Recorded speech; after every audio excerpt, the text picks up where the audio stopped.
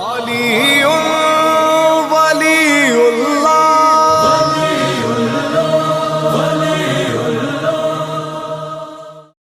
کسی نے کہا کہ حضرت مختار نے تو بدلہ لے لیا تھا، پھر یہ بار بار ہر سال روتے کیوں ہو؟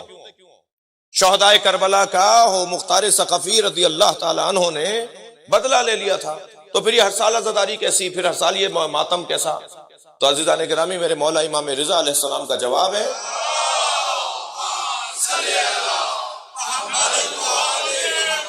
میرے مولا فرماتے ہیں کہ ساری دنیا 70 مرتبہ مار کر اٹھائی جائے تو حسین کے ناخون کا بدلہ نہیں ہے.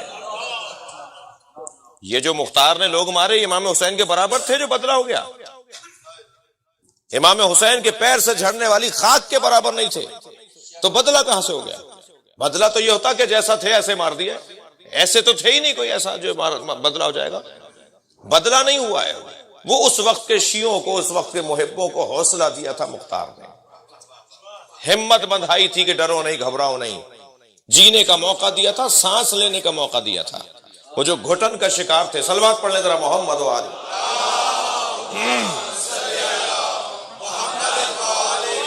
اس سے بہتر اور بلند صلوات نبی کی ذات پہ تھی.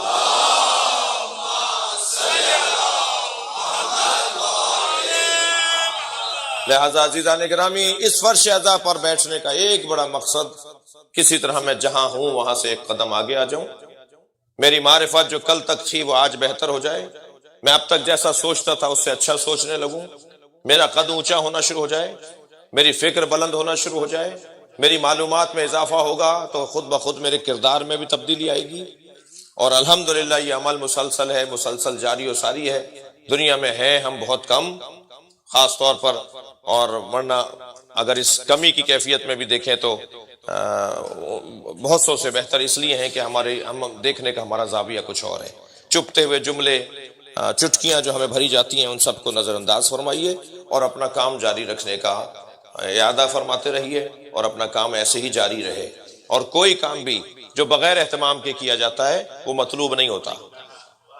اگر مطلوب ہوتا ہے تو اہتمام ہوتا ہے، اہتمام نہیں ہوتا تو مطلوب نہیں ہے. پھر ہمیں اگر امام حسین کی عزاداری مطلوب ہے تو ہمیں اہتمام کرنا پڑے گا، اور جتنا اہتمام بڑھائیں گے اتنی توجہ بڑھے گی، اور جتنی توجہ بڑھے گی اتنا ہی حسینیت بڑھے گی.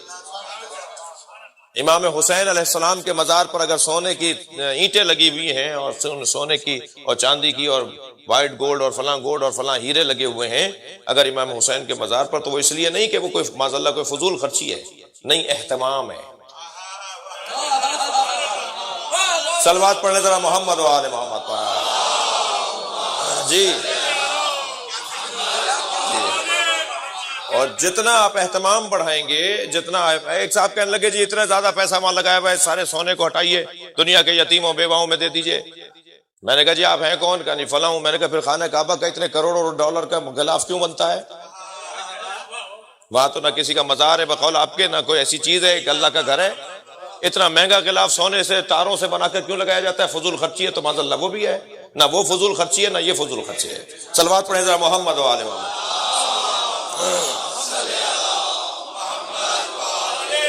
اور پھر جملے کو میں اور بہتر کر کے آگے بات کو مکمل کروں کہ جتنا میں اہتمام بڑھاؤں گا، جتنا خرچہ کروں گا کم ہے. میرے اپنے گھر سے اچھا گھر مولا کا ہونا چاہیے. میرے اپنے گھر سے زیادہ مہنگا اور اچھا گھر امام حسین کا ہونا چاہیے. جی، کسی طرح سے کوئی نیاز نظر میں کمی نہیں ہے ہمارے پاس، نہ ہی ہونی چاہیے. میں خود 16-17 فلاحی ادارے چلا رہا ہوں. مجھ جیسے لوگ تو مانگنے کا مزاج رکھتے ہیں، اور الحمدللہ میرا نام شہنشاہ ہے، مانگنے کی عادت ہی نہیں ہے. جی، تو الحمدللہ. لہٰذا مجھ جیسے لوگ تو کہتے ہیں جی ہمارے فلاں ہاسپٹل کو دے دیں، ہم نے فلاں جگہ ہاسپٹل بنایا، ہم نے فلاں جگہ اسکول بنایا ہے. نہیں عزیزان گرامی، یہ جملہ کسی طور بھی برداشت نہ کیجیے کہ حسین کی عزاداری کو کم کر کے یتیموں اور بیواؤں کا فنڈ بنایا جائے. اتنی مہنگے آپ کام کر رہے ہیں، اتنی مہنگی نیاز نظر کر رہے ہیں، آپ کے فلاں شہر کے اندر اتنے بیوائیں ہیں، اتنی یتیم ہیں، ان کے لیے آپ یہ کام کیوں نہیں کر رہے؟ نہیں عزیزان گرامی، ہمیں ان کا خیال کرنا چاہیے، یہ علیحدہ بات ہے، اور حسین کی نیاز سے کم کر کے کرنا چاہیے، یہ علیحدہ بات ہے. امام حسین کی عزاداری سے کم کر کے کوئی فلاحی فنڈ قائم نہیں ہوگا، اس لیے کہ یہ ہماری بنیاد ہے. یہ جتنا طاقتور بنے گا اتنا ہی بیواؤں کی سرپرستی بڑھے گی، اتنا ہی یتیموں کی سرپرستی بنے گی۔ میں تو ایک عقیدت بھرا جملہ کہتا ہوا آگے بڑھ جاؤں، امام حسین کی عزاداری کو کم نہ کرو، حسین یتیموں کو خود پال دیں گے، حسین یتیموں کی خود سرپرستی۔ صلوات پڑھیں محمد و آل محمد۔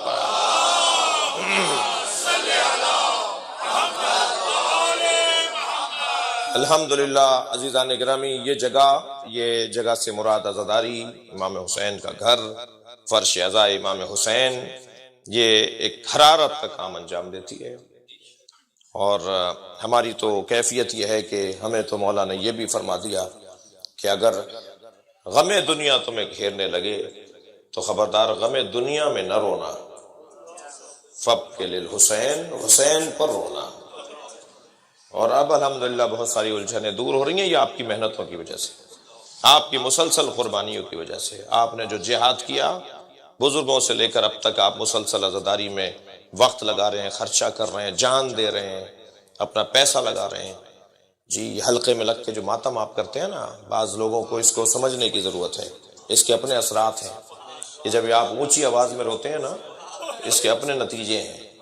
یہ مسلسل یہ جو عزاداری، یہ کالے کپڑے، یہ سب جو ہم نے مدتوں سے، صدیوں سے کرتے آ رہے ہیں نا، اس کے نتیجے نکلنا شروع ہو گئے ہیں۔ مجھے تو امام کے ظہور کی خوشبو بھی آ رہی ہے، اس لیے کہ جب امام ظہور فرمائیں گے تو حقائق روشن ہوں گے۔ الحمدللہ حقائق روشن ہونا شروع ہو گئے ہیں۔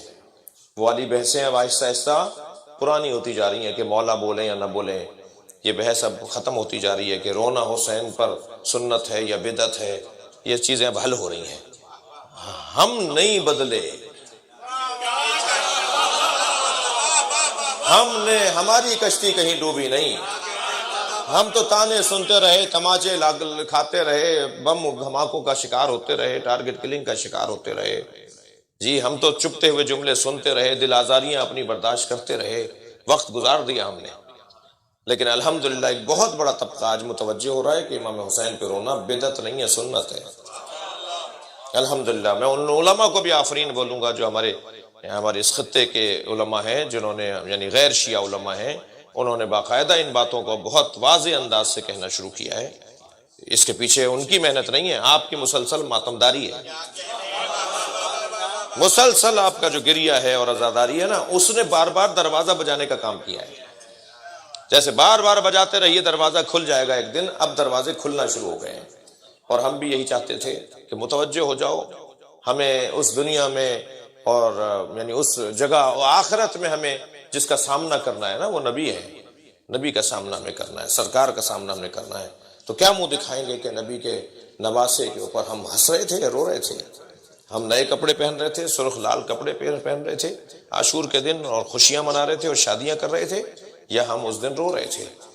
آہستہ آہستہ مسائل حل ہونا شروع ہو گئے، اور وہ ایک اس ریاضت کی وجہ سے